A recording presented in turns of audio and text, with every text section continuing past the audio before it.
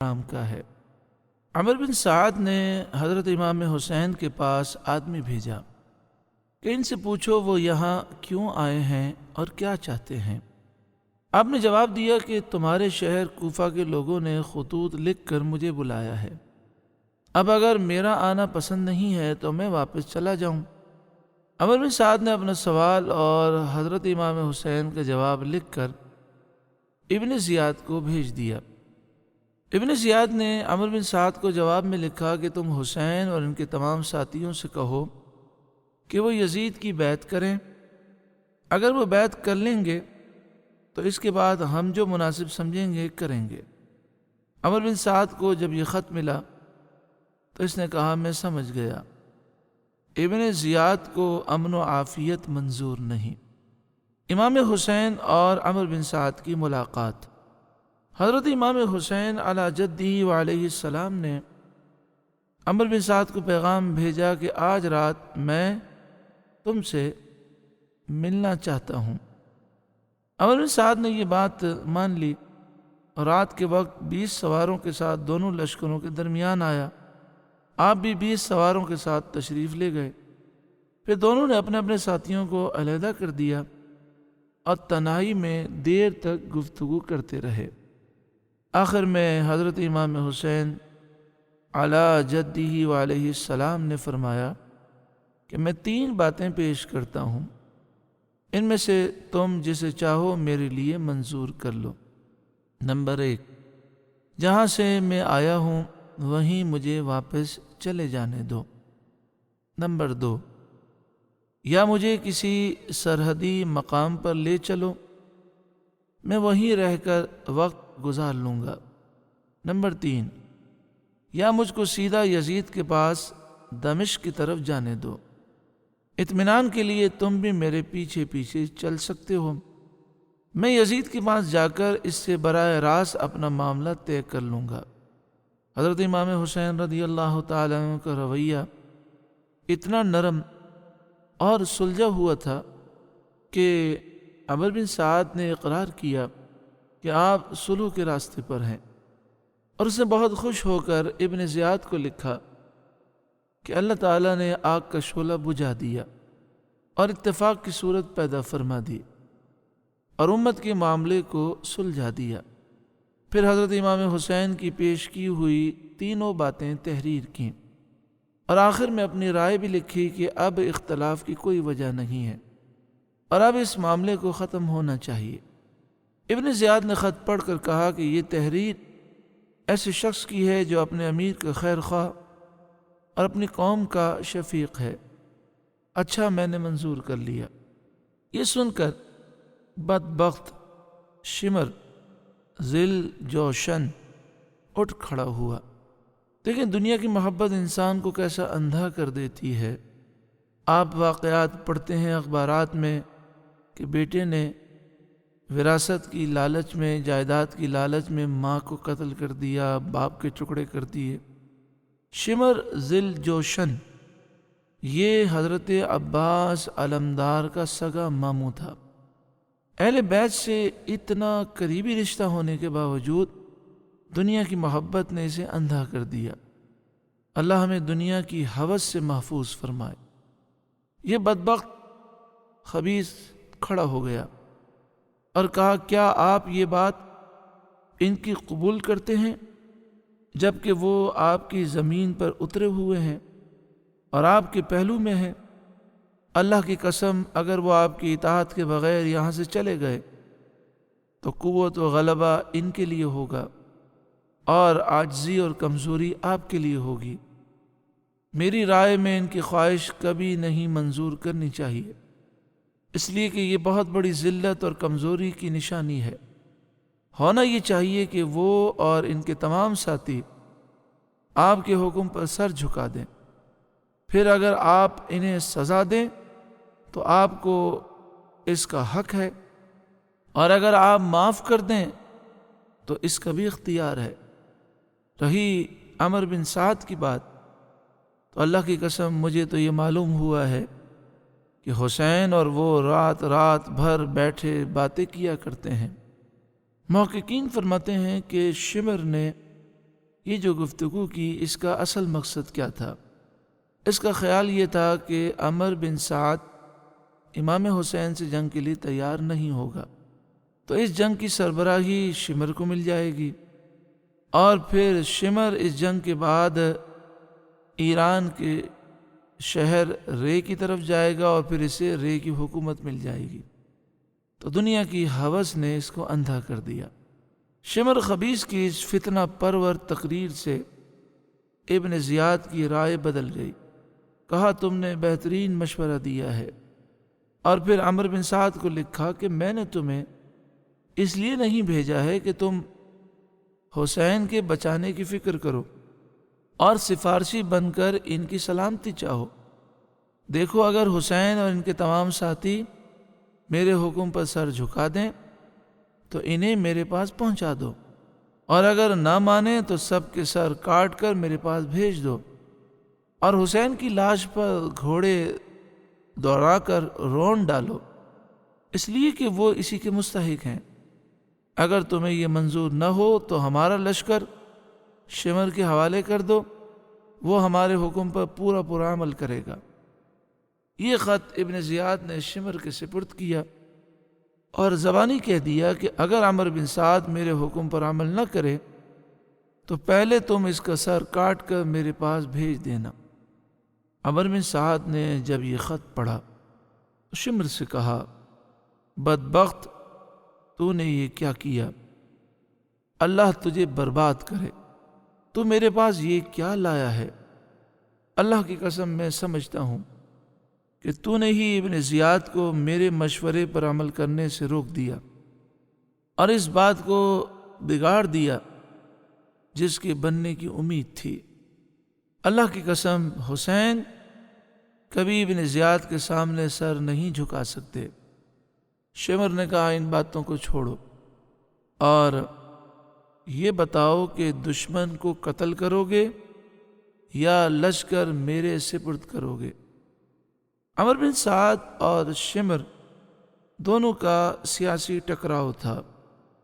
شمر ہمیشہ عمر بن سعد سے آگے نکلنے کی کوشش کرتا اور یہی کوشش عمر بن سعد کی ہوتی۔ یہ جو دنیاوی معاملات تھے اور دنیا کی جو ہوس تھی، اس نے عمر بن سعد کو جہنم کے راستے پر لگا دیا۔ عمر بن سعد جو دنیا پر جان دینے والا اور بدبخت ازلی تھا، اس نے کہا، میں لشکر تمہارے سپرد نہیں کروں گا بلکہ یہ مہم میں خود ہی سر کروں گا۔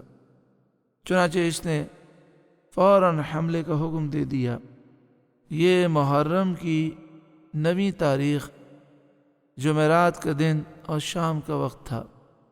حضرت امام حسین علی جدہ علیہ السلام نماز عصر کے بعد خیمے کے دروازے پر تلوار کا سہارا لے کر گھٹنوں پر سر رکھے بیٹھے تھے کہ آپ کی آنکھ لگ گئی تھی۔ فوج کے شور و ہول کی آواز سن کر آپ کی بہن حضرت بی بی زینب رضی اللہ تعالی عنہ پردے کے پاس آئیں اور آپ کو جگا کر کہا، دیکھیے دشمن کی فوج کی آواز بہت نزدیک سے آ رہی ہے۔ آپ نے سر اٹھایا اور فرمایا، میں نے ابھی رسول اللہ صلی اللہ علیہ وسلم کو خواب میں دیکھا۔ حضور صلی اللہ علیہ وآلہ وسلم نے مجھ سے فرمایا، انک تروح الینا، تم ہمارے پاس آنے والے ہو۔ حضرت بی بی زینب یہ خواب سن کر بے قرار ہو گئیں اور آنکھوں سے آنسو جاری ہو گئے۔ امام حسین رضی اللہ تعالیٰ عنہ نے فرمایا، صبر کرو، خاموش رہو، اللہ مالک ہے۔ پھر امام حسین نے حضرت عباس علمدار سے فرمایا، پوچھو اس وقت حملے کا سبب کیا ہے؟ حضرت عباس علمدار فوج کے سامنے آئے اور پوچھا۔ جواب ملا، ابن زیاد کا حکم ہے کہ آپ لوگ اس کی اطاعت کریں ورنہ لڑنے اور مرنے کے لیے تیار ہو جائیں۔ حضرت عباس علمدار نے ان کے جواب سے امام علی مقام کو آگاہ کیا۔ آپ نے فرمایا، ان سے کہو کہ 1 رات کی مہلت دیں تاکہ آج رات بھر ہم اچھی طرح نماز پڑھ لیں، دعا مانگ لیں اور توبہ و استغفار کر لیں، قرآن پاک کی تلاوت کریں۔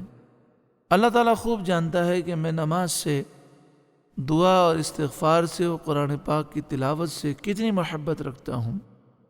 جب حضرت عباس علمدار نے فوج کے دستے سے کہا کہ ہمیں ایک رات کی مہلت دی جائے تو انہوں نے یہ بات مان لی۔ ساتھیوں میں امام حسین کی تقریر۔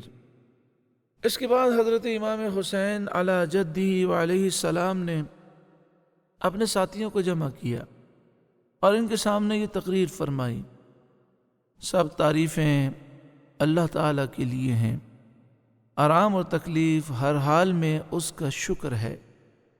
اے اللہ، میں تیرا شکر بجا لاتا ہوں، تو نے ہمیں اہل بیت نبوت کی عزت عطا فرمائی، قرآن پاک کا علم دیا، قرآن کی سمجھ عطا فرمائی اور سننے والے کان، دیکھنے والی آنکھیں اور آگاہ کرنے والے دل کی نعمتوں سے مالا مال فرمایا۔ اس کے بعد حضرت امام حسین نے فرمایا: میں دنیا میں کسی کے ساتھیوں کو اپنے ساتھیوں سے زیادہ وفادار اور بہتر نہیں جانتا، اور نہ کسی کے گھر والوں کو اپنے گھر والوں سے زیادہ نیکوکار اور صلہ رحمی کرنے والا دیکھتا ہوں۔ اللہ تعالیٰ تم سب کو میری طرف سے جزائے خیر عطا فرمائے۔ سن لو، میں یقین رکھتا ہوں کہ ان دشمنوں کے ہاتھوں کل ہماری شہادت ہے۔ میں تم سب کو بخوشی اجازت دیتا ہوں کہ رات کا اندھیرا چھایا ہوا ہے، اسی میں جہاں تم لوگوں کا جی چاہے چلے جاؤ، میری طرف سے کوئی تم پر الزام نہیں۔ یہ لوگ میرے قتل کے در پہ ہیں، جب مجھے قتل کر لیں گے تو پھر کسی دوسرے کی طرف متوجہ نہیں ہوں گے۔ حضرت امام عالی مقام کی یہ تقریر سن کر سب سے پہلے حضرت عباس علمدار، پھر آپ کے دوسرے بھائی، بیٹے، بھتیجے اور بھانجے سب نے بیک زبان کہا: کیا ہم اس لیے چلے جائیں کہ آپ کے بعد زندہ رہیں؟ اللہ ہمیں ایسا برا دن نہ دکھائے۔ امام حسین نے پکار کر کہا: اے اولاد عقیل، مسلم بن عقیل کا شہید ہونا تمہارے لیے کافی ہے، تم چلے جاؤ، میں اجازت دیتا ہوں۔ ان لوگوں نے کہا: اللہ کی قسم، یہ ہم سے ہرگز نہ ہوگا، بلکہ ہم آپ کے ساتھ دشمن سے مقابلہ کریں گے، یہاں تک کہ اپنی جانیں آپ پر قربان کر دیں گے۔ اللہ تعالی ہمیں وہ زندگی نہ دے جو آپ کے بعد ہو۔ حضرت مسلم بن اوسجا اسدی کھڑے ہوئے اور کہا: ہم آپ کو چھوڑ کر چلے جائیں، یہ ہم سے ہرگز نہیں ہو سکتا۔ اللہ کی قسم، میں ان دشمنوں سے نیزے کے ساتھ جنگ کروں گا، یہاں تک کہ میرا نیزہ ان کے سینوں میں ٹوٹ جائے، اور تلوار چلاؤں گا جب تک کہ اس کا قبضہ میرے ہاتھ میں رہ سکے گا۔ اللہ کی قسم، اگر میرے پاس ہتھیار نہ ہوں گے تو میں پتھر مار مار کر دشمنوں سے لڑوں گا، اور اس طرح میں اپنی جان آپ پر نچھاور کر دوں گا۔ حضرت سعد بن عبداللہ نے کہا: اللہ کی قسم، آپ کا ساتھ چھوڑ کر ہم نہیں جائیں گے جب تک کہ اللہ کی بارگاہ میں یہ ثابت نہ کر دیں کہ ہم نے رسول اللہ صلی اللہ علیہ وسلم کے نواسے کی کیسی حفاظت کی ہے۔ اللہ کی قسم، اگر مجھے یہ معلوم ہو کہ میں قتل ہو جاؤں گا، پھر زندہ کیا جاؤں گا، پھر جیتے جی جلا دیا جاؤں گا، اور پھر میری راکھ ہوا میں اڑا دی جائے گی، اور اسی طرح 70 مرتبہ میرے ساتھ ہوگا، پھر بھی میں آپ کا ساتھ نہ چھوڑوں گا۔ یہ تو ایک ہی مرتبہ قتل ہونا ہے، پھر اس کے بعد دائمی عزت ہے جو کبھی ختم ہونے والی نہیں ہے۔ حضرت زہیر بن قین نے کہا: اللہ کی قسم، میں تو یہ چاہتا ہوں کہ قتل کیا جاؤں، پھر زندہ کیا جاؤں، پھر قتل کیا جاؤں، ایسے ہی میرے ساتھ 1000 مرتبہ ہو، مگر اللہ تعالیٰ آپ کو اور آپ کے نوجوانوں کو بچا لے۔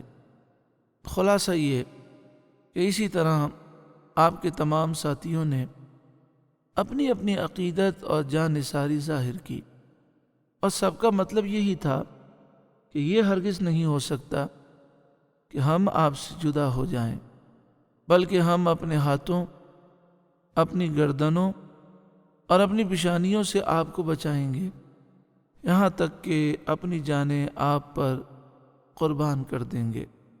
اس کے بعد آپ اور آپ کے تمام ساتھیوں نے نماز و دعا اور توبہ و استغفار میں، قرآن پاک کی تلاوت میں، ذکر و اذکار میں ساری رات گزار دی، اور اس کے ساتھ ہی خیموں کی پشت پر خندق کھود کر لکڑیاں بھر دیں تاکہ جنگ کے وقت ان میں آگ لگا دی جائے تو دشمن پیچھے سے حملہ نہ کر سکے۔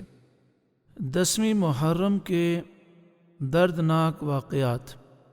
عاشوری کی رات ختم ہوئی اور 10ویں محرم کی صبح نمودار ہوئی۔ حضرت امام حسین علی جدہ وعلیہ السلام نے اہل بیت اور اپنے تمام ساتھیوں کے ہمراہ فجر کی نماز نہایت خشوع و خضوع کے ساتھ ادا فرمائی۔ پیشانیوں نے سجدے میں خوب مزے لیے اور زبانوں نے تسبیح و قرات کے خوب لطف اٹھائے۔ اب 10ویں محرم کا سورج عنقریب نکلنے والا ہے۔ حضرت امام حسین رضی اللہ تعالیٰ عنہم، ان کے اہل بیت اور تمام ساتھی 3 دن کے بھوکے پیاسے ہیں۔ ایک لقمہ کسی کے حلق سے نیچے نہیں اترا اور نہ ایک قطرہ پانی کسی کو میسر ہوا۔ ایسے لوگوں پر ظلم و جفا کے پہاڑ توڑنے کے لیے 22,000 کا تازہ دم لشکر موجود ہے۔ جنگ کا نقارہ بجا دیا گیا۔ عقید و جہاں صلی اللہ علیہ وسلم کے لال اور حضرت علی اور حضرت فاطمہ کے نونہال کو مہمان بنا کر بلانے والی قوم نے جانوں پر کھیلنے کی دعوت دی۔ حضرت امام حسین علی جدہ وعلیہ السلام میدان کارزار میں تشریف لے گئے اور ایک تقریر فرمائی۔ حمد و ثنا کے بعد آپ نے فرمایا، اے لوگوں، میرے نسب پر غور کرو کہ میں کون ہوں، پھر اپنے گریبانوں میں منہ ڈال کر سوچو کہ تمہارے لیے کیا میرا خون بہانا جائز ہے؟ کیا میں تمہارے نبی کا نواسہ نہیں ہوں؟ کیا میں ان کے چچا زاد بھائی علی کا فرزند نہیں ہوں جو 8-10 سال کی عمر میں ایمان لائے؟ کیا سید الشہداء سیدنا حمزہ میرے باپ کے چچا اور حضرت جعفر طیار خود میرے ہی چچا نہ تھے؟ کیا تم میں سے کسی نے یہ نہیں سنا کہ رسول اکرم صلی اللہ علیہ وسلم نے میرے اور میرے بھائی کے بارے میں فرمایا ہے کہ یہ دونوں جنتی جوانوں کے سردار ہیں؟ اگر تم میری بات کو سچ سمجھتے ہو، اور حقیقت میں وہ سچ ہی ہے، اس لیے کہ میں کبھی جھوٹ نہیں بولتا، اور اگر تم میری بات جھوٹی سمجھتے ہو تو اب بھی اسلامی دنیا میں حضرت جابر بن عبداللہ انصاری، حضرت ابو سعید خدری اور حضرت انس بن مالک رضی اللہ تعالی عنہم اور دیگر صحابہ کرام موجود ہیں۔ ان سے پوچھ لو، کیا یہ حدیث تمہیں میرا خون بہانے سے روکنے کے لیے کافی نہیں ہے؟ شمر بدبخت نے آپ کی تقریر میں مداخلت کرتے ہوئے کچھ بدتمیزی کی تو حضرت سیدنا حبیب بن مظاہر رضی اللہ تعالیٰ عنہ نے اسے سخت جواب دیتے ہوئے کہا کہ اللہ تعالیٰ نے تیرے دل پر مہر لگا دی ہے، اس لیے تو نہیں سمجھ پا رہا کہ حضرت امام حسین علی جدہ وعلیہ السلام کیا فرما رہے ہیں۔ شمر اور حضرت حبیب بن مظاہر کی گفتگو کے بعد امام عالی مقام نے پھر فرمایا، اے لوگوں، اگر تمہیں اس حدیث میں شک ہے تو کیا اس میں شبہ ہے کہ میں تمہارے رسول کا نواسہ ہوں؟ کیا اس بات میں تمہیں کوئی شک ہے؟ تم بھی جانتے ہو کہ میں تمہارے نبی کا نواسہ ہوں۔ اللہ کی قسم، مشرق سے لے کر مغرب تک پوری دنیا میں میرے سوا کوئی بھی نبی کا نواسہ موجود نہیں ہے، نہ تم میں اور نہ تمہارے سوا دوسری قوموں میں، اور میں تو خود تمہارے ہی نبی کا نواسا ہوں۔ ذرا غور تو کرو کہ میرے قتل پر تم کیسے آمادہ ہو گئے۔ کیا میں نے کسی کو قتل کیا ہے؟ کسی کا مال کیا میں نے ہلاک کیا ہے؟ یا کسی کو زخمی کیا ہے جس کا بدلہ تم مجھ سے چاہتے ہو؟ جب مخالفین کی طرف سے کوئی جواب نہ ملا تو آپ نے پکار کے کہا، اے شبس بن ربعی، اے حجار بن ابجر، اے قیس بن اشعث، اے یزید بن حارث، کیا تم لوگوں نے خط لکھ کر مجھے نہیں بلایا تھا؟ انہوں نے کہا، ہم نے کوئی خط آپ کو نہیں لکھا تھا۔ آپ نے فرمایا، تم لوگوں نے لکھا تھا اور ضرور لکھا تھا۔ اچھا فرض کر لو تم نے نہیں لکھا تھا اور تم نہیں چاہتے تھے کہ میں ادھر آؤں، تو مجھے چھوڑ دو تاکہ میں کسی ایسی جگہ چلا جاؤں جہاں امن و امان کی زندگی بسر کر سکوں۔ قیس بن اشعث نے کہا، آپ اپنے قرابت دار یعنی ابن زیاد کے سامنے سر جھکا دیں، پھر آپ کے ساتھ کوئی ناپسندیدہ سلوک نہیں ہوگا۔ آپ نے فرمایا، تم ایسا کیوں نہیں کہو گے؟ تم محمد بن اشعث ہی کے بھائی تو ہو۔ محمد بن اشعث نے حضرت امام مسلم بن عقیل کو امان دی اور پھر اس نے دھوکہ کیا۔ کیا تمہارے لیے یہ کافی نہیں کہ مسلم بن عقیل کے خون کی ذمہ داری تم پر ہے؟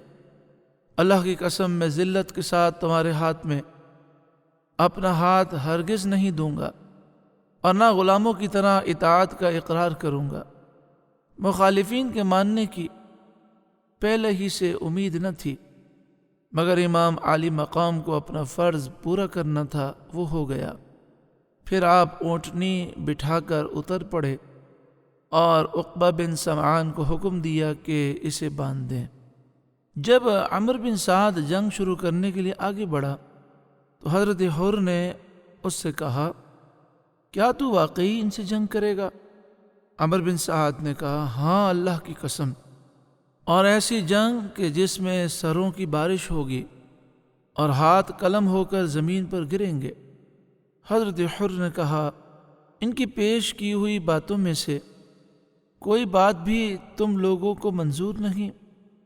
عمر بن سعد نے کہا، اللہ کی قسم، اگر مجھے اختیار ہوتا تو میں ضرور منظور کر لیتا، مگر کیا کروں، تمہارا حاکم نہیں مانتا۔ حضرت حر یہ سن کر وہاں سے ہٹ گئے۔ نواسۂ رسول امام حسین علی جدہ و علیہ السلام سے جنگ کے تصور نے اس کے بدن پر کپکپی طاری کر دی اور چہرے پر پریشانی کے آثار ظاہر ہوئے۔ تو مہاجر بن اوس، اسی کے قبیلے کا ایک شخص، کہنے لگا، حر، یہ تمہاری کیا حالت ہے؟ تم پر اس قدر خوف و ہراس کیوں غالب ہے؟ مجھ سے تو جب پوچھا جاتا کہ کوفہ میں سب سے زیادہ بہادر کون ہے تو میں تمہارے سوا کسی کا نام نہ لیتا، مگر اس وقت تمہاری عجیب حالت دیکھ رہا ہوں، آخر اس کی وجہ کیا ہے؟ حضرت حر نے کہا، یہ نواسۂ رسول سے جنگ ہے، اپنی عاقبت سے لڑائی ہے۔ میں اس وقت جنت اور جہنم کے درمیان کھڑا ہوں، مگر میں جنت کو کسی چیز کے بدلے نہیں چھوڑوں گا، چاہے میرا جسم ٹکڑے ٹکڑے کر کے آگ میں جلا دیا جائے۔ یہ کہتے ہوئے حضرت حر نے اپنے گھوڑے کو ایڑ لگائی اور امام عالی مقام کی خدمت میں پہنچ گئے۔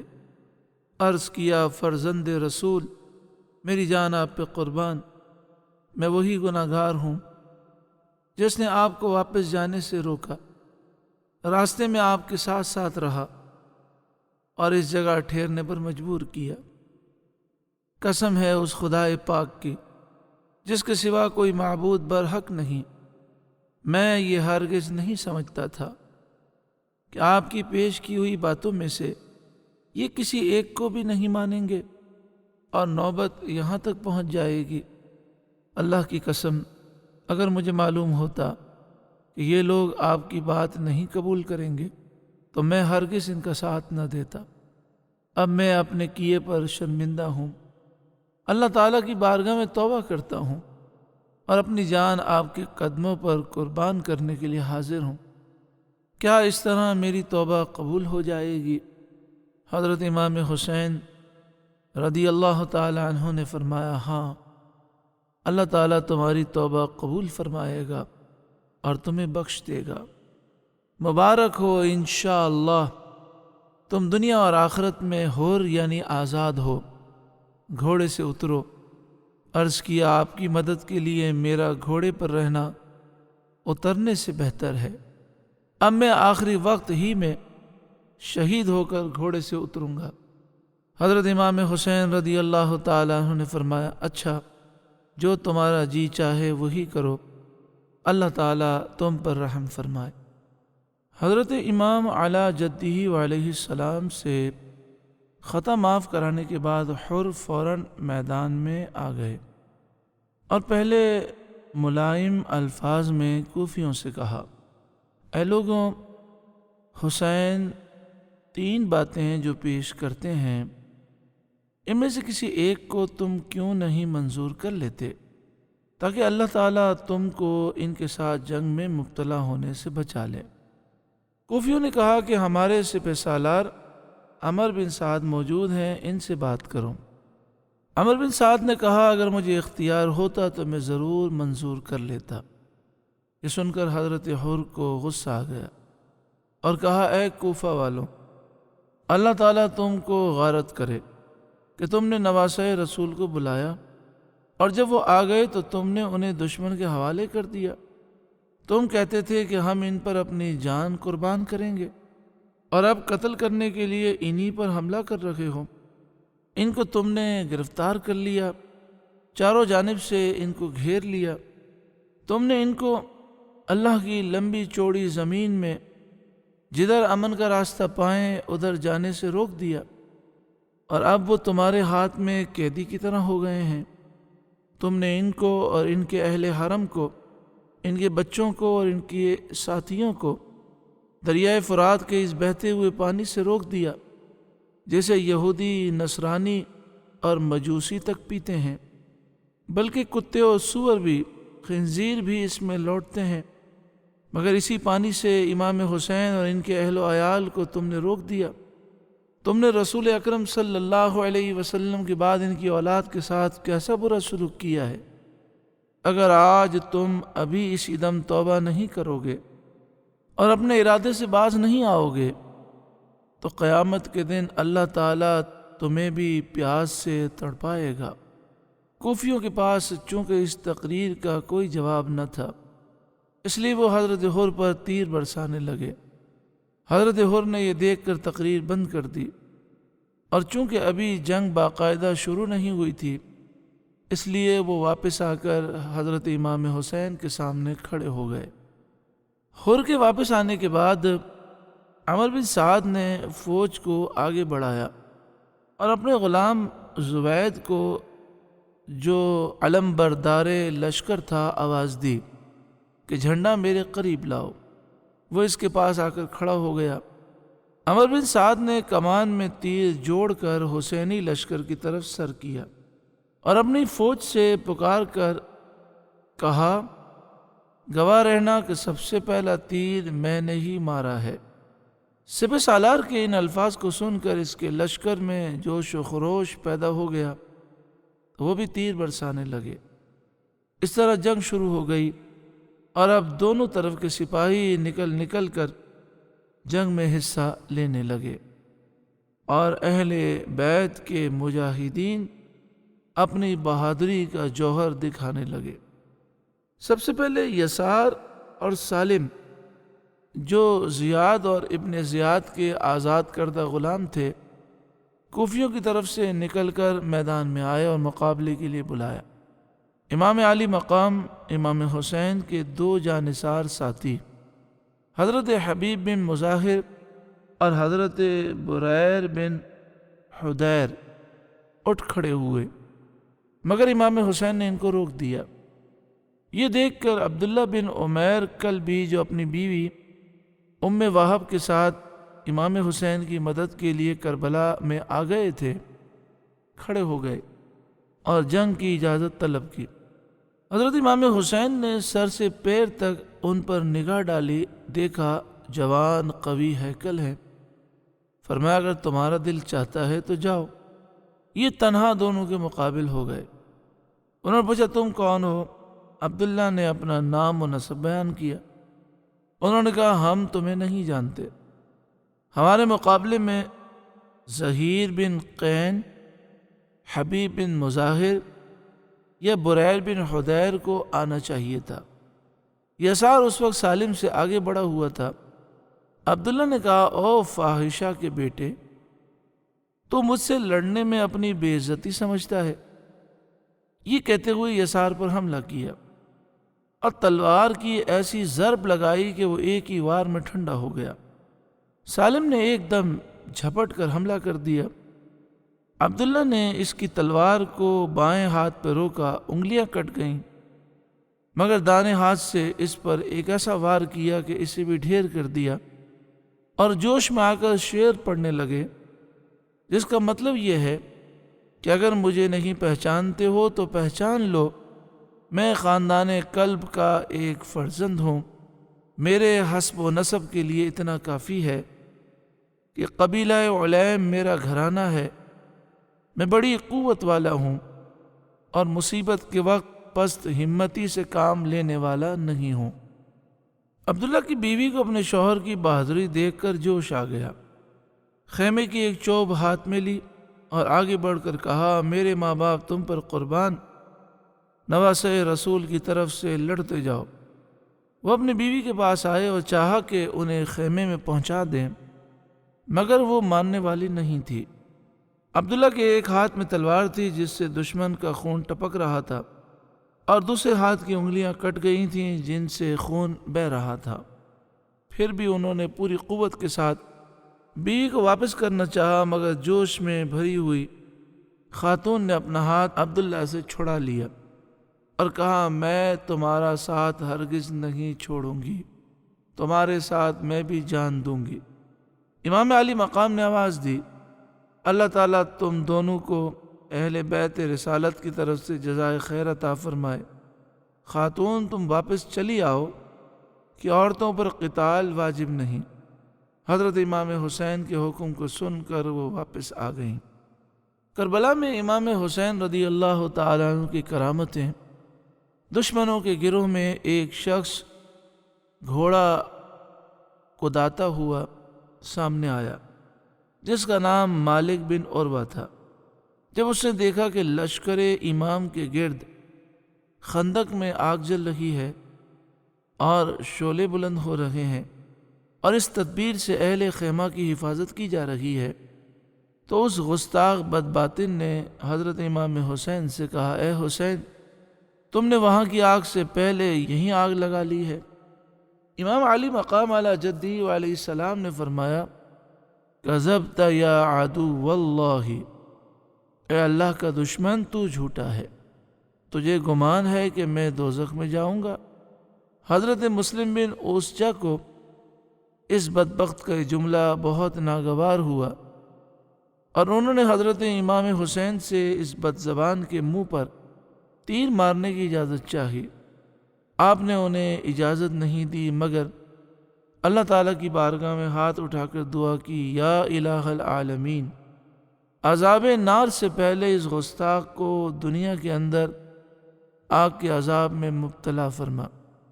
امام حسین کا ہاتھ اٹھانا تھا کہ اس کے گھوڑے کا پاؤں ایک سوراخ میں گیا اور وہ گھوڑے سے گرا۔ اس کا پاؤں رکاب میں الجھا، گھوڑا اسے لے کر بھاگا اور آگ کی خندق میں ڈال دیا۔ حضرت امام حسین نے سجدہ شکر کیا، اپنے پروردگار کی حمد و ثنا کی اور عرض کیا اے پروردگار، تیرا شکر ہے کہ تو نے اہل بیت رسالت کے بدخواہ کو سزا دی۔ حضرت امام حسین کی زبان سے یہ جملہ سن کر دشمنوں کی صف میں سے ایک اور بے باک نے کہا آپ کو رسول خدا صلی اللہ علیہ وسلم سے کیا نسبت؟ یہ جملہ تو حضرت امام حسین کے لیے انتہائی تکلیف دہ تھا۔ آپ نے بارگاہ خداوندی میں عرض کیا اے اللہ، اس بد زبان کو فوراً ذلت میں گرفتار کر امام نے یہ دعا فرمائی اور اس کو قضائے حاجت کی ضرورت پیش آئی۔ وہ گھوڑے سے اتر کر ایک طرف بھاگا اور کسی جگہ قضائے حاجت کے لیے برہنہ ہو کر بیٹھا۔ ایک سیاہ بچھو نے ڈنک مارا تو نجاست آلودہ تڑپتا پھرتا تھا۔ اس رسوائی کے ساتھ پورے لشکر کے سامنے اس ناپاک کی جان نکلی، مگر سخت دلانے بے حمیت کو غیرت نہ ہوئی۔ جو بے شرم سخت دل یزیدی تھے انہیں غیرت حاصل نہ ہوئی۔ اور ایک مزنی نے امام حسین کے سامنے آ کر کہا، اے امام دیکھو تو دریائے فرات کیسے مجھے مار رہا ہے۔ اللہ کی قسم کھا کر کہتا ہوں تمہیں اس کا ایک قطرہ نہ ملے گا اور تم پیاسے ہلاک ہو جاؤ گے۔ حضرت امام حسین نے اس کے حق میں فرمایا، اللہم امنہ عطشانن، یا رب اس کو پیاسا مار۔ امام کا یہ فرمانا تھا کہ مزنی کا گھوڑا چمکا، مزنی گرا، گھوڑا بھاگا، مزنی پکڑنے کے لیے اس کے پیچھے دوڑا اور پیاس اس پر ایسی شدت کی غالب ہوئی کہ العطش العطش پکارتا تھا، اور جب پانی اس کے منہ سے لگاتے تھے تو ایک قطرہ نہیں پی سکتا تھا، یہاں تک کہ اسی پیاس کی شدت میں مر گیا۔ فرزند رسول کو یہ بات بھی دکھا دینی تھی کہ ان کی مقبولیت بارگاہ حق پر اور ان کے قرب و منزلت پر، جیسا کہ نصوص کثیرہ اور احادیث شہیرہ شاہد ہیں، ایسے ہی ان کے خوارق و کرامات بھی گواہ ہیں۔ اپنے اس فضل کا عملی اظہار بھی اتمام حجت کے سلسلے کی ایک کڑی تھی کہ اگر تم آنکھ رکھتے ہو تو دیکھ لو کہ جو ایسا مستجاب الدعوات ہے، اس کے مقابلے میں آنا اللہ سے جنگ کرنا ہے۔ اس کا انجام سوچ لو اور باز رہو، مگر شرارت کے مجسمے اس سے بھی سبق نہ لے سکے۔ امام حسین کے ساتھیوں کی شجاعت اور شہادت۔ کوفی لشکر سے یزید بن معقل نکلا۔ امام علی مقام امام حسین کی طرف سے بریر بن حدیر نے بڑھ کر اس کے سر پر ایسی ضرب کاری لگائی کہ تلوار یزید بن معقل کی خود کو یعنی لوہے کی ٹوپی کو کاٹتی ہوئی دماغ تک پہنچ گئی اور وہ ڈھیر ہو گیا۔ اتنے میں رضی بریر سے لپٹ گیا، دونوں میں کشتی ہونے لگی۔ آخر بریر رضی کو گرا کر اس کے سینے پر سوار ہو گئے۔ رضی چلایا تو کعب نے دوڑ کر بریر کی پیٹھ میں نیزہ مارا اور وہ شہید ہو گئے۔ پھر امام علی مقام کی طرف سے حضرت حر نکلے۔ ان کے مقابلے کے لیے یزید بن سفیان آیا۔ حضرت حر نے ایک ہی وار میں اسے ڈھیر کر دیا۔ حضرت حر کے بعد نافع بن ہلال آگے بڑھے۔ ان کے مقابلے میں مزاحم بن حریث آیا۔ حضرت نافع نے اسے بھی موت کے گھاٹ اتار دیا۔ ابھی تک لڑائی اسی انداز میں ہو رہی تھی کہ دونوں طرف سے ایک ایک جوان میدان میں آتا، لیکن کوفیوں کی طرف سے جو بھی آتا وہ بچ کے نہ جاتا۔ یہ حال دیکھ کر عمر بن حجاج چلایا، اے بے وقوف کوفیوں، تمہیں نہیں معلوم تم کن لوگوں سے لڑ رہے ہو؟ یہ سب موت کو جان سے زیادہ عزیز رکھتے ہیں، ان کے مقابلے میں ایک ایک کر کے ہرگز نہ جاؤ۔ عمر بن سعد نے اس کی رائے کو پسند کیا اور اس طرح لڑائی کرنے سے منع کر دیا۔ پھر عمر بن حجاج نے فوج کے ایک دستے کے ساتھ امام علی مقام کے میمنہ پر عام حملہ کر دیا، یعنی جو لشکر کا دائیں طرف کا حصہ تھا اس پر حملہ کیا۔ کچھ دیر تک جنگ ہوئی جس میں حضرت امام حسین کے ایک جانثار ساتھی حضرت مسلم بن اوسجا شہید ہو گئے۔ اس کے بعد شمر ایک بڑی فوج کے ساتھ، ایک بڑی جماعت کے ساتھ حضرت امام حسین کے میسرہ پر حملہ آور ہوا، یعنی فوج کے جو بائیں طرف کا حصہ تھا اس پر حملہ کیا، اور اس حملے کے ساتھ ہی یزیدی لشکر چاروں طرف سے امام حسین کے ساتھیوں پر ٹوٹ پڑا۔ بڑی زبردست جنگ ہوئی۔ امام حسین کے ساتھ کل 32 سوار تھے، لیکن جدھر وہ رخ کرتے تھے کوفیوں کی صفوں کو درہم برہم کر دیتے تھے، یہاں تک کہ یزیدی لشکر میں بھگدڑ مچ گئی۔ عمر بن سعد نے فوراً 500 تیر اندازوں کو بھیجا۔ انہوں نے پہنچ کر حسینی لشکر پر تیروں کی بارش کر دی، جس سے تمام گھوڑے زخمی اور بیکار ہو گئے، مگر امام علی مقام کی جانثار ہمت نہیں ہارے، گھوڑوں سے اتر پڑے، بڑی بہادری اور بے جگری کے ساتھ لڑتے رہے اور کوفیوں کے چھکے چھوڑا دیے۔ ایوب بن مشرح کہتا تھا، اللہ کی قسم، حر بن یزید کے گھوڑے کو میں نے تیر مارا جو اس کی حلق میں اتر گیا، بس وہ گر پڑا اور اس کی پیٹھ پر سے حضرت حر اس طرح کود پڑا جیسے شیر۔ پھر وہ تلوار کھینچ کر میدان میں آ گیا اور ایک شعر پڑا جس کا مطلب یہ ہے کہ اگر تم نے میرے گھوڑے کو بیکار کر دیا تو کیا ہوا، میں حر شیر ببر سے زیادہ بہادر اور شریف ہوں۔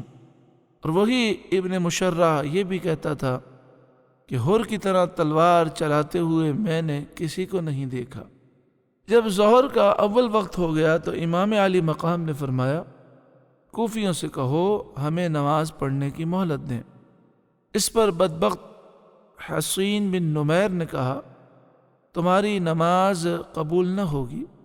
حضرت حبیب بن مظاہر نے جواب دیا، او جاہل، تو سمجھتا ہے کہ فرزند رسول صلی اللہ علیہ وسلم کی نماز قبول نہ ہوگی اور تیری قبول ہوگی؟ یہ سن کر ابن نمیر آگ بگولا ہو گیا۔ اس نے حضرت حبیب بن مظاہر پر حملہ کر دیا۔ حضرت حبیب بن مظاہر نے اپنے آپ کو بچا لیا اور جھپٹ کر اس کے گھوڑے کے منہ پر تلوار کا ایسا وار کیا کہ وہ آگے کے دونوں پاؤں اٹھا کر کھڑا ہو گیا اور ابن نمیر اس کی پیٹھ سے نیچے گر گیا، لیکن کوفیوں نے دوڑ کر اسے بچا لیا۔ پھر بہت سے کوفیوں نے حضرت حبیب بن مظاہر کو گھیر لیا اور دیر تک ان کوفیوں سے بڑی بہادری کے ساتھ لڑتے رہے، لیکن تنہا ایک بڑی جماعت کا وہ کب تک مقابلہ کر سکتے تھے؟ جب تھک گئے تو ایک تمیمی نے آپ پر نیزے سے وار کیا، آپ گر گئے اور ابھی اٹھ ہی رہے تھے کہ ابن نمیر نے آپ پر تلوار ماری، آپ پھر گر گئے اور تمیمی نے گھوڑے سے اتر کر آپ کا سر کاٹ لیا۔ حضرت حبیب بن مظاہر کی شہادت سے امام علی مقام کے دل پر بڑا اثر پڑا۔ فرمایا کہ میں نے اپنی اور اپنے ساتھیوں کی جان کو اللہ کے حوالے کیا۔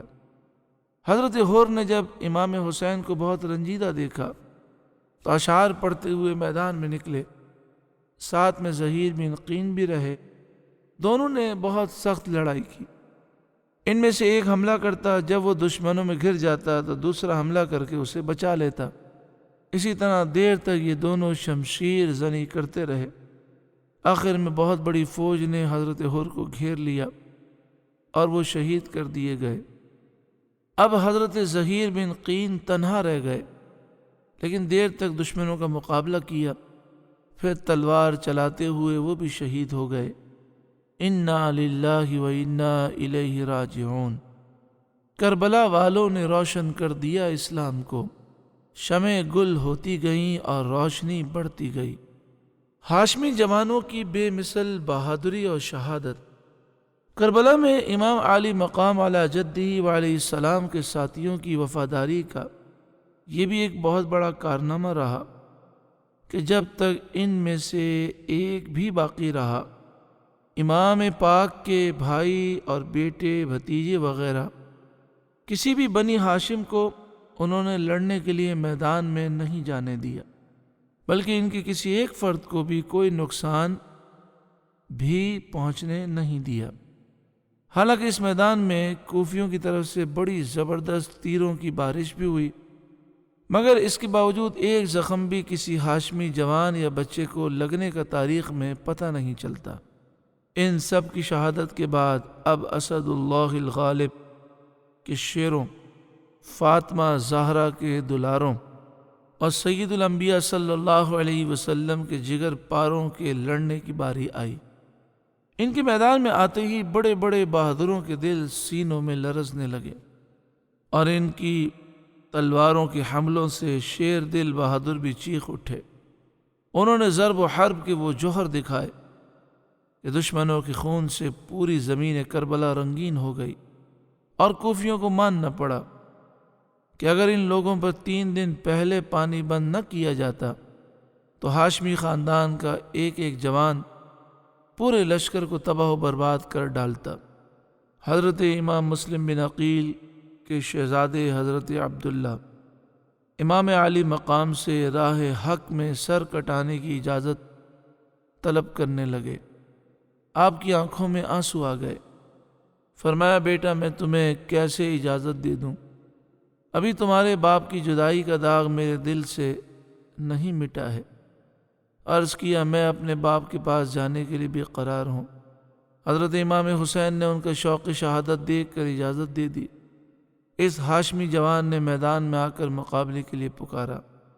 کوفی لشکر سے قدامہ بن اسد، جو بڑا بہادر سمجھا جاتا تھا، وہ آپ سے لڑنے کے لیے نکلا۔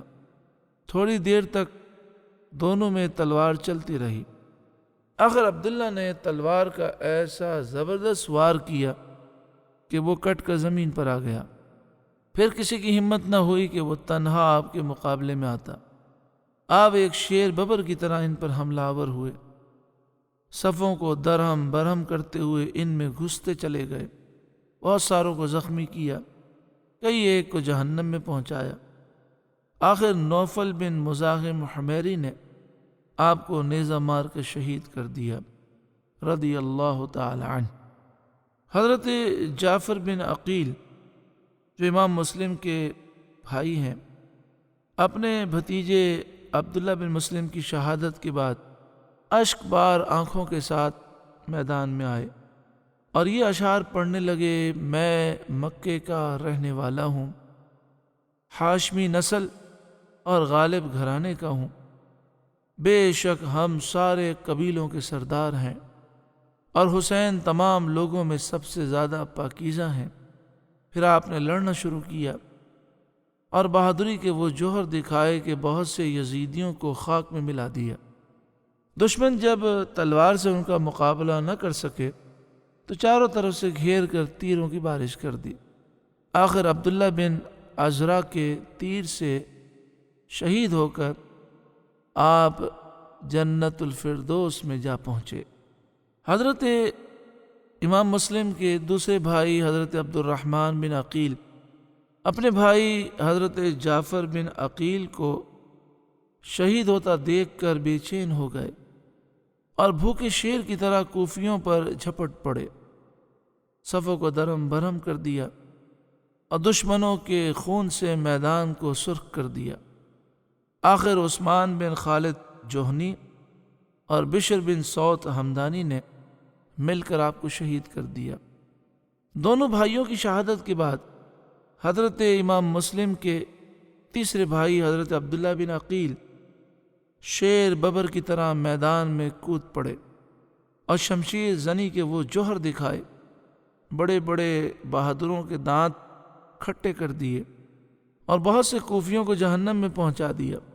آخر میں عثمان بن حسین جوہنی اور بشر بن سوت ہمدانی کے ہاتھوں شہید ہوئے، رضی اللہ تعالی عنہم۔ یہ فقرہ کاش نقش ہر در و دیوار ہو جائے، یہ فقرہ کاش نقش ہر در و دیوار ہو جائے، جسے جینا ہو مرنے کے لیے تیار ہو جائے۔ حضرت امام مسلم کے بیٹے اور حضرت امام مسلم کے جو بھائی تھے حضرت عقیل کی اولاد، ان کی شہادت کے بعد اب حضرت علی مشکل کشا مولائے کائنات کے بیٹوں کی باری آئی۔ حضرت محمد بن علی رضی اللہ تعالی عنہما، جو اسما بنت خسامیہ کے بطن سے تھے، امام علی مقام سے اجازت لے کر میدان میں آئے، اپنی بہادری کے جوہر دکھائے اور بہت سے دشمنوں کو قتل کیا۔ آخر قبیلہ بنی ابان کے ایک شخص نے آپ کو زخمی کیا۔ جب آپ زمین پر گر گئے تو اس نے آپ کا سر جسم سے جدا کر دیا، رضی اللہ تعالی عنہ۔ اب حضرت عثمان بن علی، حضرت عبداللہ بن علی اور حضرت جعفر بن علی کھڑے ہوئے۔ حضرت علی رضی اللہ تعالیٰ عنہ کے یہ تینوں شہزادے ام البنین کے بطن سے تھے، اور امام علی مقام علی جدی علیہ السلام کے ایسے وفادار اور جانثار تھے کہ جب شمر عبید اللہ بن زیاد کا خط لے کر کربلا کی طرف روانہ ہو رہا تھا تو عبداللہ بن ابی محل جو ام البنین کا بھتیجا تھا اور جس کا شمار کوفہ کے بڑے لوگوں میں تھا، اتفاق سے وہ بھی اس وقت وہاں موجود تھا۔ اس نے ابن زیاد سے کہا کہ ہمارے خاندان کی ایک لڑکی کے فرزند حسین کے ساتھ ہیں، آپ ان کے لیے امان نامہ لکھ دیجئے۔ ابن زیاد نے ام البنین کے چاروں فرزند حضرت عباس علمدار، حضرت عثمان، حضرت عبداللہ، حضرت جعفر کے لیے امان نامہ لکھ دیا، جسے عبداللہ بن ابی محل نے اپنے آزاد کردہ غلام کیزمان کے ہاتھ روانہ کیا۔ وہ امان نامہ لے کر ان حضرات کے پاس پہنچا اور کہا کہ آپ کے ماموزاد بھائی نے آپ لوگوں کے لیے ابن زیاد سے امان نامہ لکھوا کر بھجوایا ہے۔ ان چاروں غیور اور بہادر جوانوں نے بیک زبان کہا، ہمارے بھائی کو ہماری طرف سے سلام کہہ دینا اور کہنا کہ ہم کو ابن زیاد کی امان کی ضرورت نہیں، اللہ کی امان ہمارے لیے کافی ہے۔ شمر ذل جوشن ام البنین ہی کے خاندان کا آدمی تھا۔ عباس نے کہا کہ یہ ام البنین کا بھائی تھا، یعنی حضرت عثمان، حضرت عبداللہ، حضرت جعفر اور حضرت عباس علمدار کا سگا ماموں تھا، مگر دنیا کی محبت اور ہوس میں تباہ ہوا۔ شمر نے ابن زیاد کا خط عمر بن سعد کو پہنچایا، پھر حسینی لشکر کی طرف کھڑے ہو کر آواز دی کہ ہماری بہن کے بیٹے کہاں ہیں؟ ان حضرات نے پوچھا، ہم سے کیا کہنا چاہتے ہو؟ اس نے کہا، تم لوگوں کے لیے امان ہے۔ ان مجاہدوں نے جواب دیا کہ خدا کی لعنت ہو تجھ پر اور تیری امان پر کہ ہمارے لیے امان ہے اور رسول اللہ کے بیٹے امام حسین کے لیے امان نہیں۔ پھر حضرت عباس علمدار رضی اللہ تعالیٰ عنہ کے یہ تینوں بھائی ایک ایک کر کے میدان میں جاتے ہیں اور ہر ایک سینکڑوں کوفیوں پر بھاری ہوتے ہیں، یزیدی لشکر کی صفوں کو درہم برہم کر دیتے ہیں اور قوت حیدری کے وہ جوہر دکھاتے ہیں کہ دشمنوں کے دانت کھٹے کر دیتے ہیں۔ بالآخر بہت سے یزیدیوں کو قتل و زخمی کرنے کے بعد رسول اللہ کے فرزند امام حسین پر اپنی جانوں کو قربان کر دیتے ہیں، رضی اللہ تعالی عنہم اجمعین۔ شہادت حضرت امام قاسم۔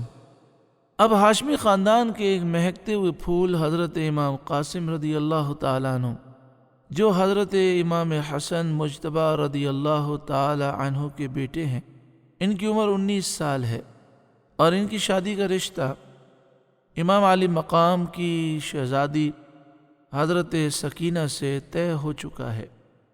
وہ حضرت کی خدمت میں 10 بستہ کھڑے ہیں اور راہ حق میں اپنی جان قربان کرنے کے لیے اجازت طلب کر رکھے ہیں۔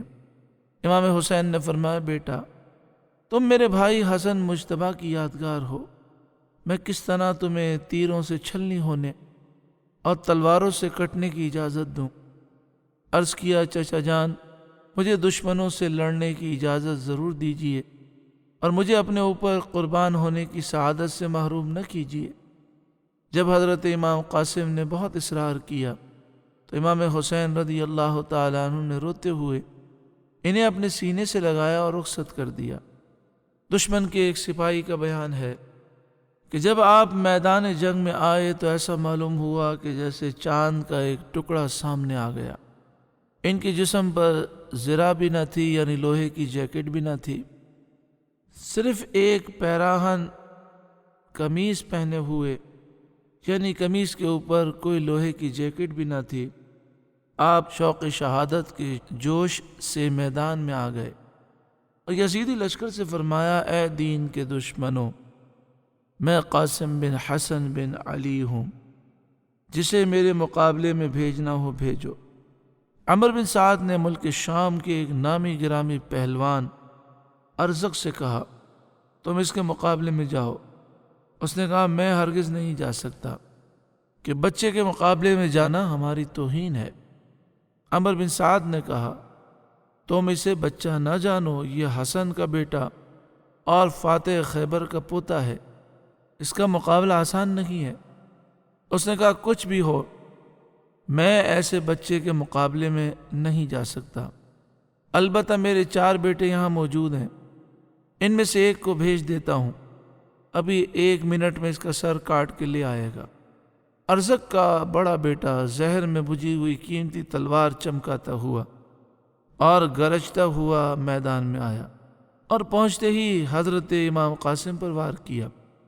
آپ نے اس کی وار سے بچ کر ایسی تلوار ماری کہ وہ ایک ہی تلوار میں ڈھیر ہو گیا۔ آپ نے لپک کر اس کی تلوار اٹھا لی۔ اب ارزق کا دوسرا بیٹا اپنے بھائی کو خاک و خون میں تڑپتا دیکھ کر غصے میں بھرا ہوا سامنے آیا۔ آپ نے پہلے ہی وار میں نیزہ مار کر اسے بھی جہنم میں پہنچا دیا۔ اب تیسرا بھائی غیظ و غضب میں بھرا ہوا آگے بڑھا اور گالیاں بکنے لگا۔ حضرت امام قاسم نے فرمایا ہم گالیوں کا جواب گالیوں سے نہیں دیتے کہ یہ اہل بیت نبوت کی شان کے خلاف ہے، البتہ ہم تجھے تیرے بھائیوں کے پاس ابھی جہنم میں پہنچا دیتے ہیں۔ یہ کہتے ہوئے آپ نے اسے بھی 2 ٹکڑے کر دیا۔ اب ارزق کا چوتھا بیٹا شیر کی طرح گرجتا ہوا حضرت امام قاسم پر حملہ آور ہوا۔ آپ نے اس کے وار کو بیکار کر دیا اور اس کے کندھے پر تلوار کا ایسا وار کیا وہ منہ کے بل زمین پر آ گیا، اور پھر پوری طاقت کے ساتھ اٹھنا ہی چاہتا تھا کہ آپ نے اس کے سر کو جسم سے الگ کر دیا۔ جب ہاشمی بہادر نے چند منٹوں میں ارزق کے 4 بیٹوں کو موت کے گھاٹ اتار کر اس کے سارے غرور کو خاک میں ملا دیا تو وہ غصے سے کانپنے لگا، اور جن کے مقابلے میں آنا پہلے وہ اپنی توہین سمجھتا تھا اب ان سے لڑنے کے لیے بھی قرار ہو گیا۔ چنگھاڑتا دھاڑتا ہوا میدان میں آ کر حضرت امام قاسم کو للکارا کہ لڑ کے تیار ہو جاؤ، موت تمہارے سر پر آ گئی۔ آپ نے فرمایا ارزق ہوش کر، تو اوروں کے لیے طاقت کا پہاڑ ہوگا، ابھی تو نے ہاشمی بہادروں کو نہیں دیکھا ہے، ہماری رگوں میں شیر خدا کا خون ہے، تو ہمارے نزدیک مکھی اور مچھر سے زیادہ حیثیت نہیں رکھتا۔ ارزق یہ طعنہ سن کر اور بھی آگ بگولا ہو گیا اور حضرت امام قاسم پر نیزے سے حملہ کر دیا۔ آپ نے اس کی وار کو بیکار کر دیا، پھر آپ نے بھی نیزے سے وار کیا جو خالی گیا۔ اس طرح دونوں طرف سے کچھ دیر نیزہ بازی ہوئی۔ اس کے بعد ارزق نے تلوار کھینچی تو آپ نے بھی تلوار نکال لی۔ اس نے جب آپ کے ہاتھ میں اپنے بیٹے کی تلوار دیکھی تو کہا یہ تلوار تو ہمارے لڑکے کی ہے، تمہارے پاس کہاں سے آ گئی؟ آپ نے مسکرا کے فرمایا تیرا بیٹا مجھے یادگار کے طور پر یہ تلوار اس لیے دے گیا ہے تاکہ میں تجھے اسی سے موت کے گھاٹ اتار کر تیرے بیٹوں کے پاس پہنچا دوں۔ یہ سن کر ارزق غصے سے بپھر گیا اور حضرت امام قاسم پر حملہ کرنا ہی چاہتا تھا کہ آپ نے الحرب خدعۃ کے پیش نظر فرمایا۔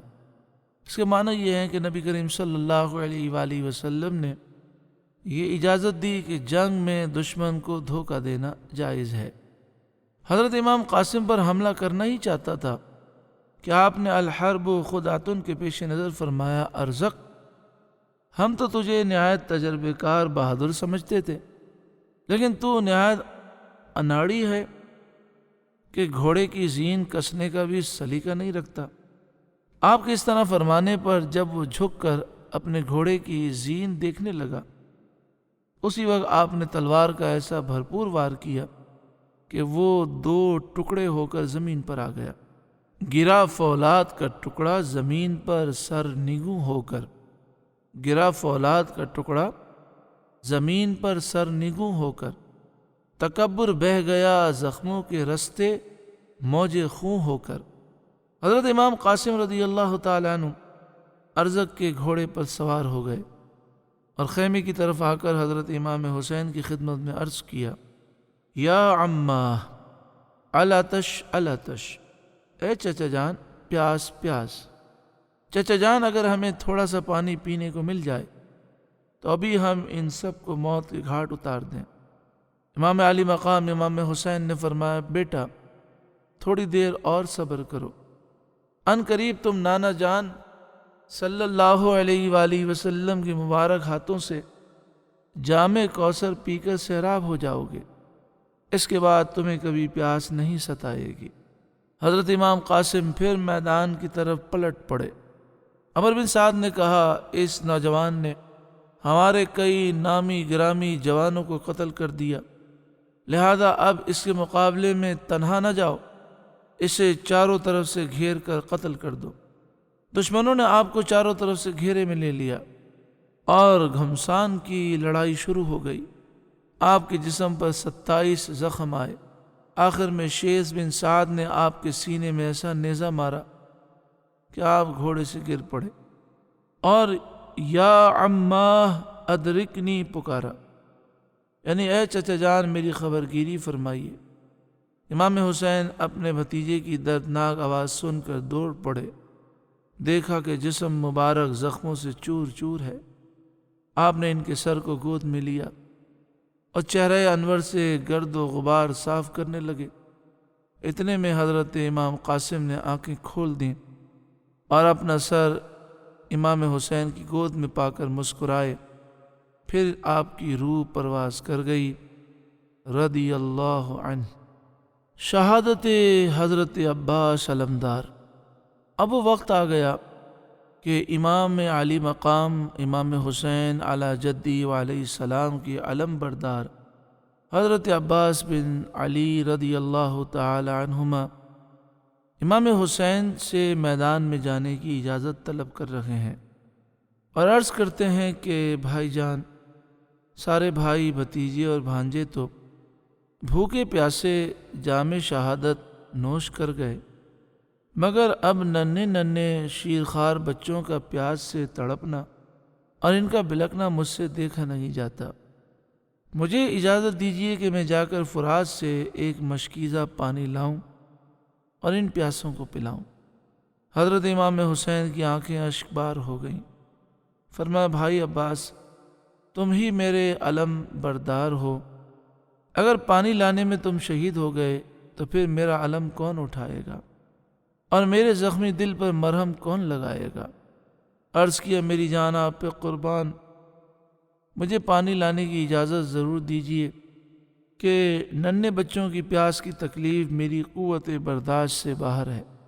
بس آخری تمنا یہی ہے کہ ساقی کوثر کے جگر پاروں کو چند گھونٹ پانی پلا کر میں بھی اپنے بھائیوں کے پاس پہنچ جاؤں۔ حضرت امام حسین رضی اللہ تعالیٰ عنہ نے حضرت عباس علمدار کی طرف سے جب بہت اصرار دیکھا تو انہیں سینے سے لگایا اور اشک بار آنکھوں کے ساتھ ان کو اجازت دے دی۔ وہ ایک مشکیزہ کندھے پر لٹکا کر گھوڑے پر سوار ہوئے اور فرات کی طرف روانہ ہوئے۔ یزیدی فوج نے جب حضرت عباس علمدار کو فرات کی طرف آتا ہوا دیکھا تو روک دیا۔ آپ نے فرمایا کوفیوں، اللہ تعالیٰ سے ڈرو اور رسول اللہ صلی اللہ علیہ وسلم سے شرم کرو۔ افسوس صد افسوس کہ تم لوگوں نے بے شمار خطوط بھیج کر نواسے رسول کو بلایا، اور جب وہ سفر کی مشقتیں اٹھا کر تمہاری زمین پر جلوہ افروز ہوئے تو ان کے ساتھ تم نے بے وفائی کی اور دشمنوں سے مل کر ان کے تمام رفقا اور عزیز و اقارب کو شہید کر دیا۔ چھوٹے چھوٹے بچوں کو ایک ایک بوند پانی کے لیے تم تکلیف دے رہے ہو۔ سوچو قیامت کے دن ان کے نانا جان صلی اللہ علیہ وسلم کو کیا منہ دکھاؤ گے؟ کوفیوں نے جواب دیا کہ اگر ساری دنیا پانی ہو جائے تب بھی ہم تمہیں پانی کا ایک قطرہ نہیں لینے دیں گے جب تک کہ حسین یزید کی بیعت نہ کر لیں۔ ظالموں کا یہ جواب سن کر آپ کو جلال آ گیا۔ فرمایا حسین سر کٹا سکتے ہیں لیکن باطل کے سامنے جھکا نہیں سکتے۔ مرد حق باطل سے ہرگز خوف کھا سکتا نہیں، مرد حق باطل سے ہرگز خوف کھا سکتا نہیں، سر کٹا سکتا ہے لیکن سر جھکا سکتا نہیں۔ پھر حضرت عباس علمدار شیر کی طرح ان پر جھپٹ پڑے اور تلوار آبدار دھواں دھار چلانے لگے، یہاں تک کہ بہت سے دشمنوں کو موت کی نیند سلاتے ہوئے فرات کے قریب پہنچ گئے۔ پانی کے کنارے والی فوج نے جب آپ کو دیکھا تو وہ آہنی دیوار بن گئی، مگر شیر خدا کا شیر مارتے کاٹتے اور دشمنوں کی صفوں کو چیرتے پھاڑتے آگے بڑھا اور گھوڑے کو فرات میں داخل کر دیا، مشکیزہ بھرا اور ایک چلو ہاتھ میں پانی لے کر پینا چاہا کہ ننھے ننھے بچوں کا پیاس سے تڑپنا اور بلکنا یاد آ گیا۔ تو آپ کی غیرت ایمانی نے گوارا نہ کیا کہ ساقی کوثر کے دلارے اور علی اور فاطمہ کے جگر پارے تو پیاس سے تڑپیں اور ہم سیراب ہو جائیں۔ آپ نے چلو کا پانی ڈال دیا اور بھرا ہوا مشکیزہ بائیں کاندھے پر لٹکائے ہوئے نکل پڑے۔ چاروں طرف سے شور ہوا، راستہ روک لو، مشکیزہ چھین لو، پانی بہا دو، کہ اگر حسین کے خیمے تک پانی پہنچ گیا تو پھر ہمارا ایک سپاہی نہیں بچے گا، سب کی عورتیں بیوہ ہو جائیں گی اور سارے بچے یتیم ہو جائیں گے۔ حضرت عباس علمدار اس کوشش میں رہے کہ کسی طرح اہل بیت نبوت کے پیاسوں تک یہ پانی پہنچ جائے۔ جب دشمنوں نے آپ کو چاروں طرف سے گھیر لیا تو آپ نے بپھرے ہوئے شیر کی طرح حملہ کرنا شروع کر دیا۔ لاشوں پر لاش گرنے لگی اور خون کی نالی بہنے لگی، اور شیر خدا کے شیر نے ثابت کر دیا کہ میرے بازوؤں میں قوت حیدری اور رگوں میں خون علی ہے۔ آپ برابر دشمنوں کو مارتے کاٹتے اور چیرتے پھاڑتے ہوئے خیمہ حسینی کی طرف بڑھتے چلے جا رہے تھے کہ ایک بدبخت جس کا نام زرارہ تھا پیچھے سے دھوکہ دے کر ایسی تلوار چلائی کہ ہاتھ کاندھے سے کٹ کر الگ ہو گیا۔ آپ کا بایاں ہاتھ کٹ گیا۔ آپ نے فوراً داہنے کندھے پر مشکیزہ لٹکا لیا اور اسی ہاتھ سے تلوار بھی چلاتے رہے کہ پھر اچانک نوفل بن ارزق خبیث نے دانہ بازو بھی کاٹ کر الگ کر دیا۔ اب آپ نے مشکیزے کو دانتوں سے پکڑ لیا، مگر ایک بدبخت کا تیر مشکیزے میں ایسا لگا کہ پار ہو گیا اور اس کا سارا پانی بہہ گیا۔ پھر ظالموں نے چاروں طرف سے گھیر کر آپ کو زخموں سے چور چور کر دیا، یہاں تک کہ آپ گھوڑے کی زین سے زمین پر آ گئے اور یا اخا ادرکنی فرمایا، یعنی اے بھائی جان میری خبر گیری کیجیے۔ امام علی مقام امام حسین دوڑ کر تشریف لائے، دیکھا کہ عباس علمدار خون میں نہائے ہوئے ہیں اور ان قریب جام شہادت نوش کرنے والے ہیں۔ شدت غم سے امام حسین کی زبان پر یہ کلمات جاری ہوئے، الآن انکسر ظہری، اب میری کمر ٹوٹ گئی۔ پھر حضرت عباس علمدار کے جسم کو آپ اٹھا کر خیمے کی طرف لا رہے تھے کہ ان کی روح قفس عنصری سے پرواز کر گئی۔ انا للہ و انا الیہ راجعون۔